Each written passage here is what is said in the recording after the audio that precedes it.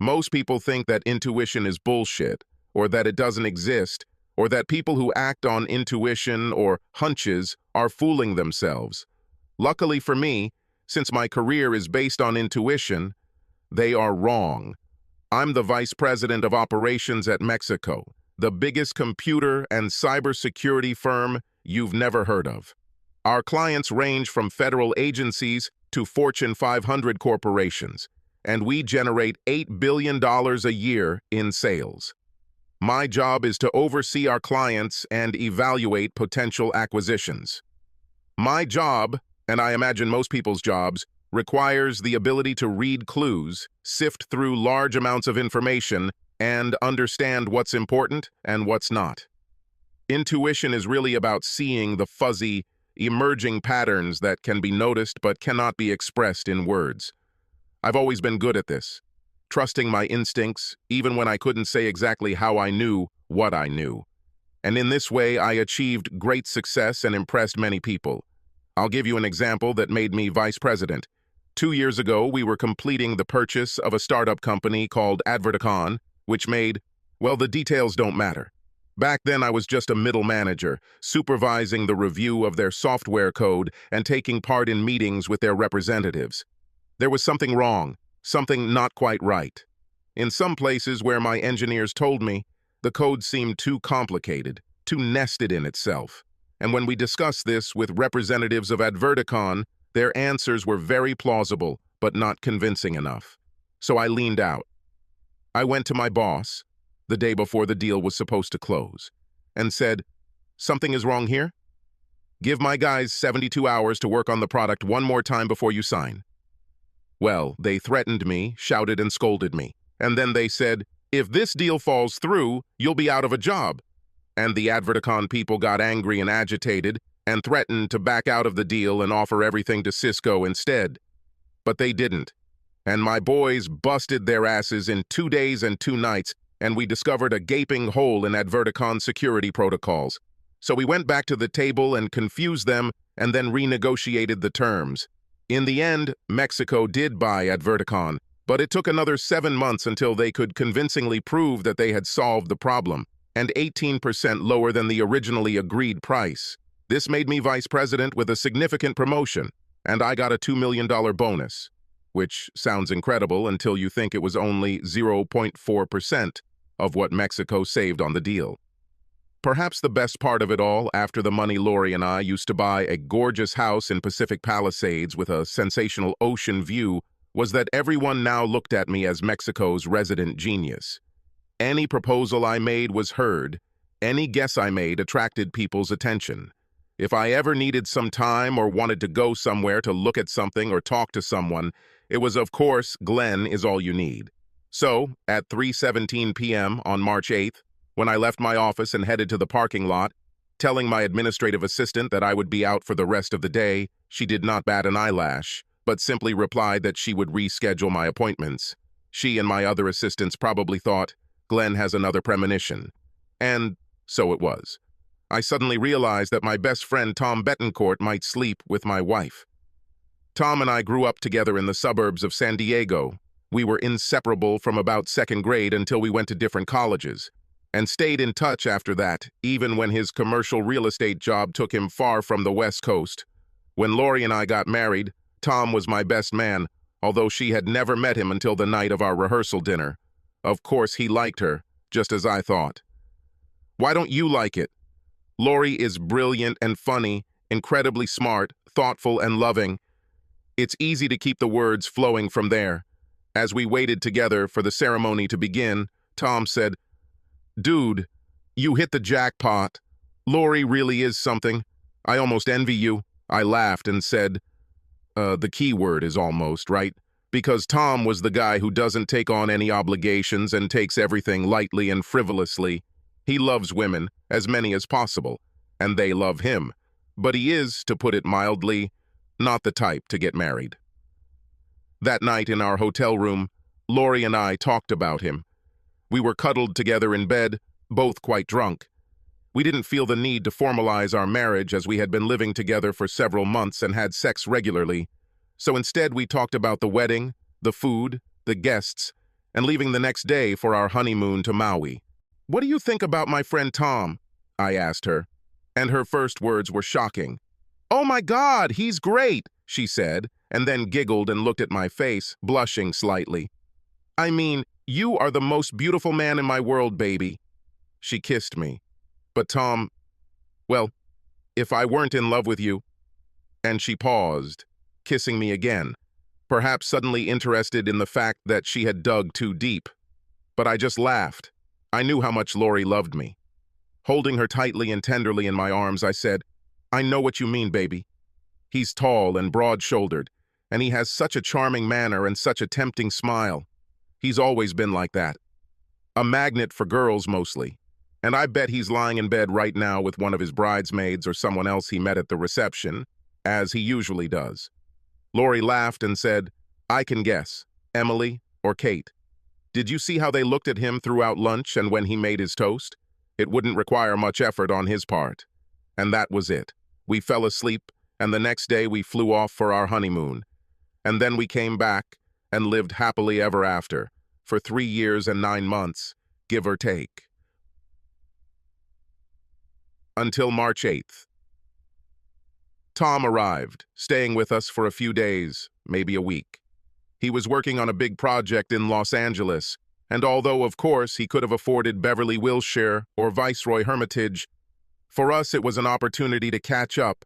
We hadn't seen each other since the wedding, so he flew in on Friday night, and we went to the Lakers game and played golf over the weekend, and on Monday he went downtown to close the deal while I went to work.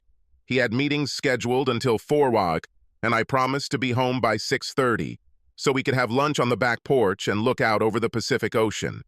Everything is fine, right? It's great to be with my older friend and share some good times with him and Lori. Except that on Monday, around 3 in the afternoon, the alarm bell rang. It can't always be explained. You just know it. The way they moved around each other, the casual glances. A few minutes of nervousness between Lori and I last night before we went to bed, and again in the morning. Was he going to have sex with her? I wasn't sure.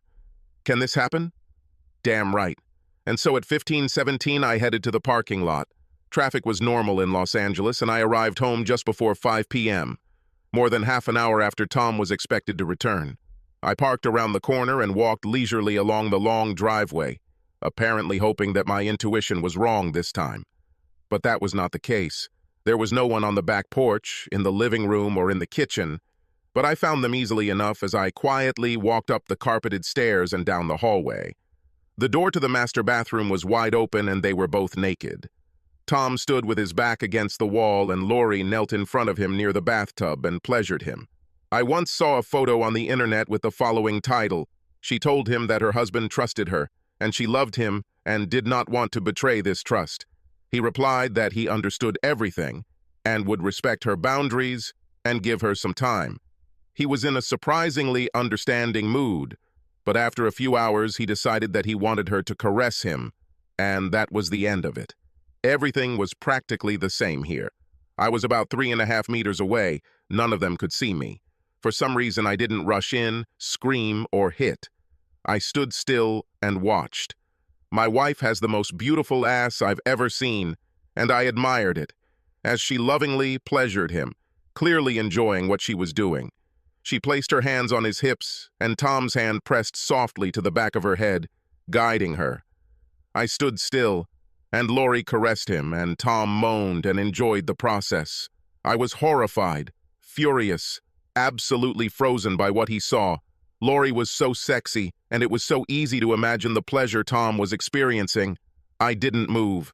Finally, Lori stopped petting Tom, and he carefully lifted her to her feet. And holding her in his arms, he kissed at her, and she opened her mouth and gave herself to him, moaning, while he held her with one hand and stroked her with the other. In less than a minute, she shuddered and screamed loudly.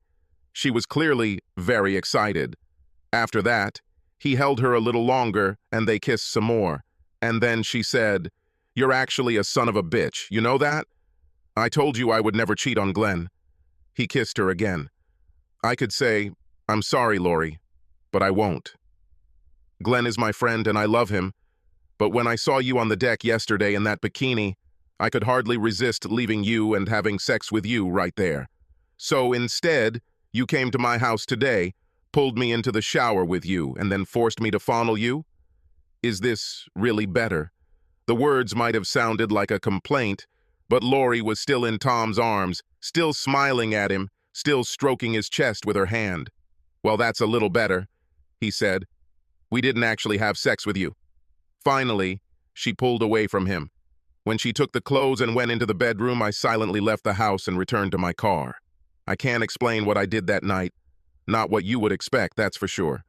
I felt disgusted and sick and ready to kill the two people I loved and trusted more than anything in the world.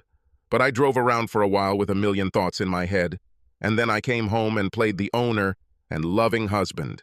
Tom and Lori both gave pretty cool performances, although it was easy for me to see that she was a little tense.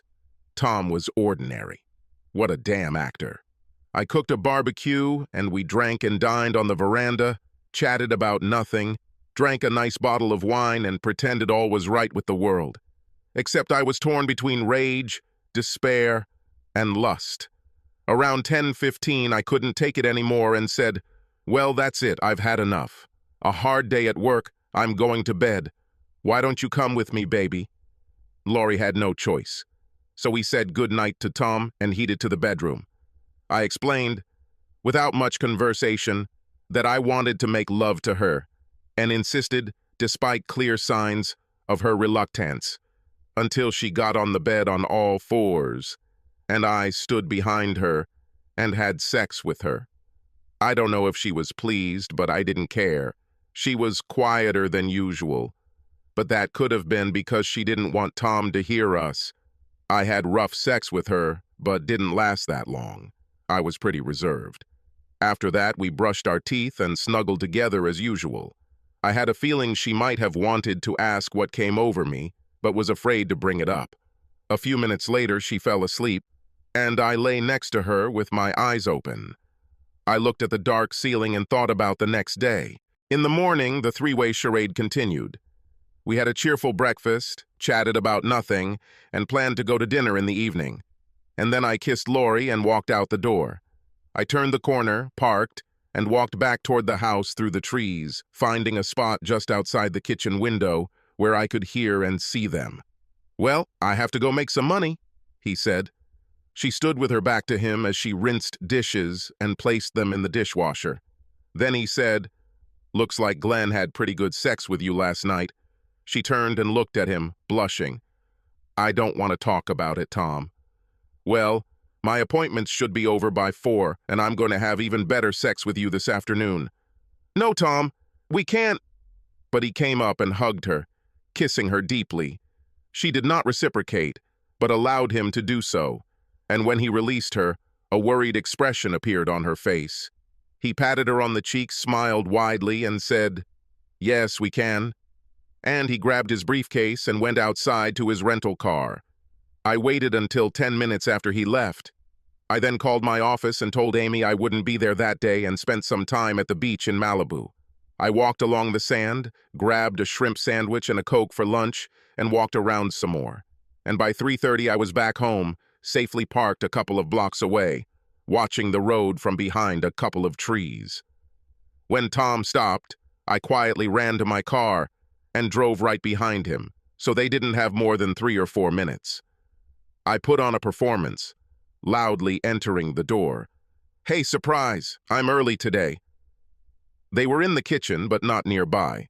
Tom looked the same as always, but Lori was perhaps a little disheveled and slightly flushed.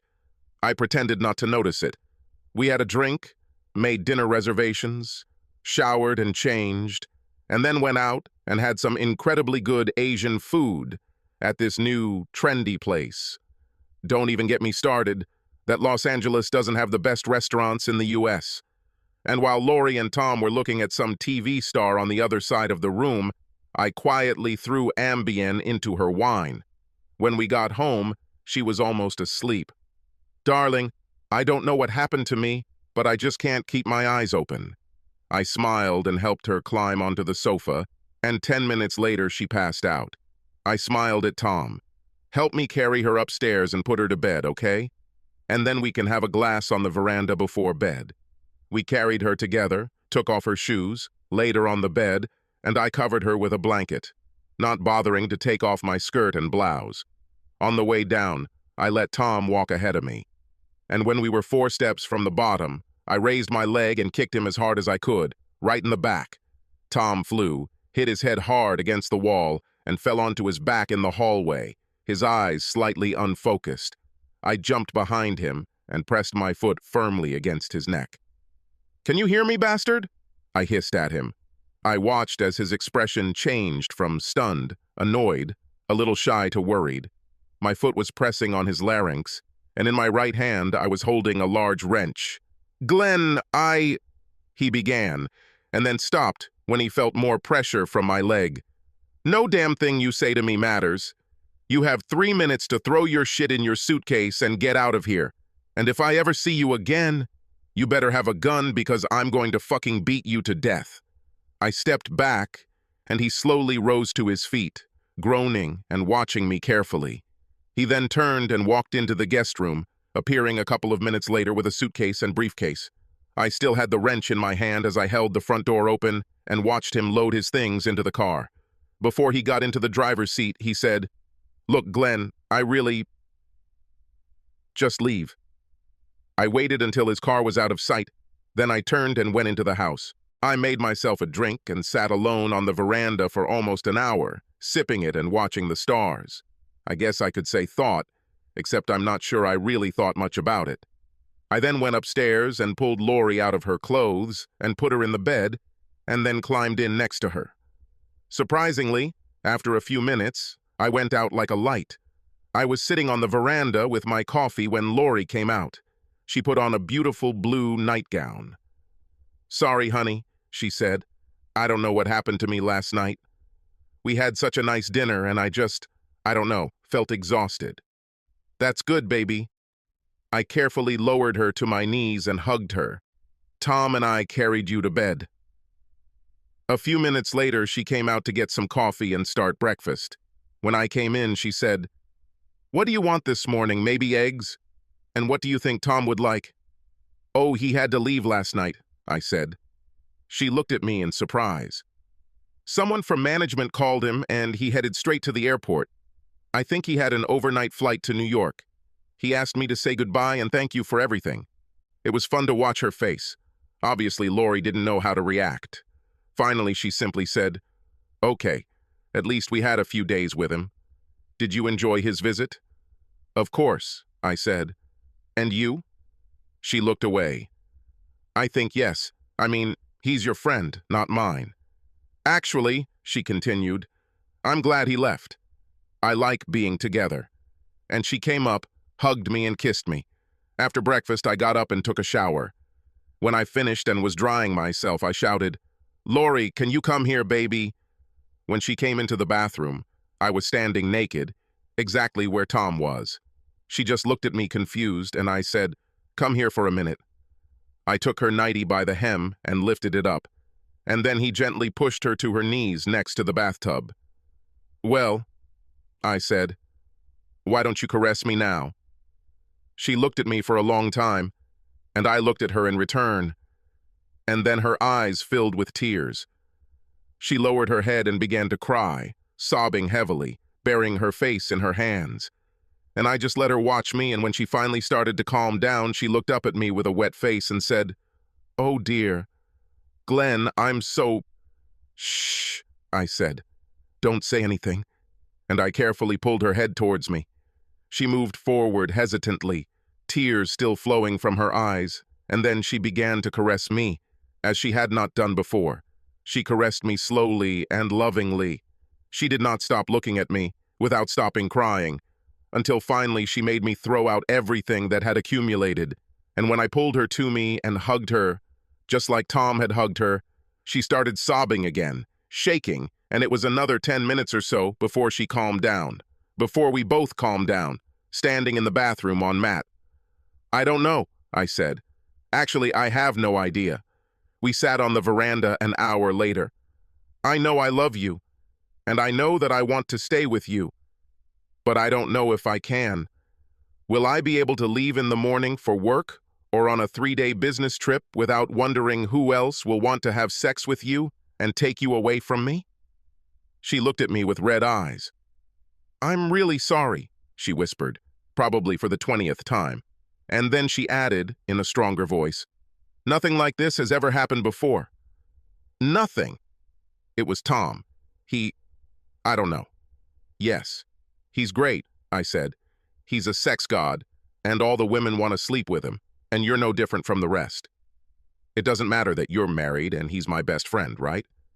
I felt myself getting seriously angry again. I got up, grabbed the keys, and left the house. I drove aimlessly and did not return until late in the evening. It took the better part of a year to put everything back together again. A year of awkward silence, explanations and apologies, cold glances, angry accusations, and downcast eyes. I didn't leave her. I didn't hit her or threaten her. In fact, we never even stopped having sex. But it was damn wrong. No more intimacy, no more loving looks and kisses, no words of love, no feeling of safety together. And there was no magic in the fact that things got better. It just took time. Lori found a therapist to work on her problems. For a long time, I wasn't interested in hearing what she found out, but after about 4 months, we talked a little about it. It seemed to help her, but I can't say that everything she told me was very helpful. About 2 weeks after I threw it away, Tom sent me a letter. I thought about just throwing it in the trash and then threw it in my desk drawer. I read it a few weeks later. He was sorry that he was selfish and irresponsible. He treated Lori the same as any other woman he was attracted to. It was all his fault. She was a good woman and adored me. He hates the idea that he damaged our marriage. I handed the letter to Lori and said, "You might want to read this." And then he left the room. Later that day, I saw the letter crumpled in the trash can. Actually, somehow imperceptibly, I felt better. I remember walking into the house one day during lunch, right after a busy day at work, and I really wanted to see Lori and tell her about it. And I realized that the anger that I carried inside me, the desperate anger and the desire to somehow harm her, had largely disappeared. The days of coming home every evening with clenched teeth seemed to have quietly ceased. So we had a few weeks of improvement, and then, as the holidays approached, the situation worsened again. I was tense again all the time, wandering around with an angry expression on my face and dark thoughts in my mind, and Lori looked scared. After several days of this and an almost silent dinner, I said, "Sit with me in the living room." She sat there looking wary, preparing for the worst, and I said, "I want you to listen, and I don't want you to say anything. I especially don't want you to laugh, smile, or give me, damn it, a loving look, or understand your words. Do you understand?" Lori nodded. She looked like she could barely breathe. After a long minute, I said, "That day when I saw you in the bathroom with Tom, I thought I was going crazy. I didn't know what to do and what to do with you, because you are my beloved wife, and he is my longtime best friend." I watched her. She sat very quietly. We talked about this for the first time, about the fact that I saw them. I hate forgetting what I saw. I fucking hate it. I wanted to kill you both, beat you, or strangle you to death. I was so hurt, so scared. I've thought about it 1,000,000,000 times since then. You have the most beautiful body I have ever seen, and here you are standing in the bathroom with Tom, and you are caressing him so hard and passionately, taking great pleasure in giving him pleasure. I cannot forget this, and I cannot forgive this. I saw it. I got so excited. It's not that it turns me on, thinking about you with other men. It was you, to see you so beautiful, so excited and not with me. But I wanted you and only you, because I love you so much and wanted to be with you always, all my life. I stopped for a while, and then he said, "If this means that there is something wrong with me, then get out of my life forever. I don't want to be with you anymore." So be it. She didn't move or change her facial expression. I got up and left. The next 2 nights, I slept in the guest room. We were practically silent with each other. And then on the 3rd night, Lori cooked a very nice dinner and served an unusual wine, that we both especially liked. I'm so grateful for what you told me, Glenn, and I hope that since this happened, it's a good sign, because you started to feel a little better, to trust me a little more. I nodded. She said, "Did this bother you?" I looked away and nodded again. Lori came and knelt in front of me, resting her head on my lap. We sat like that for several minutes in silence. Then she raised her head. "There's nothing to be embarrassed about," she said. Her voice was surprisingly strong. "I'm the only one who screwed up." "Well," she said with a grimace, "Tom was there. But I am the one you married, the one who made the promise. This is on me, and I will never stop regretting what I did, and I'm so sorry that I hurt you." She stood up, took my hand, and led me to the stairs. "Go and make love to your apologetic wife, Glenn. Don't just have sex with me, make love to me, and let me show you how much you mean to me." We made love, and it felt good. It was more than damn good. I'm not done being angry or suffering or even suspecting. Almost. But my gut told me we'll figure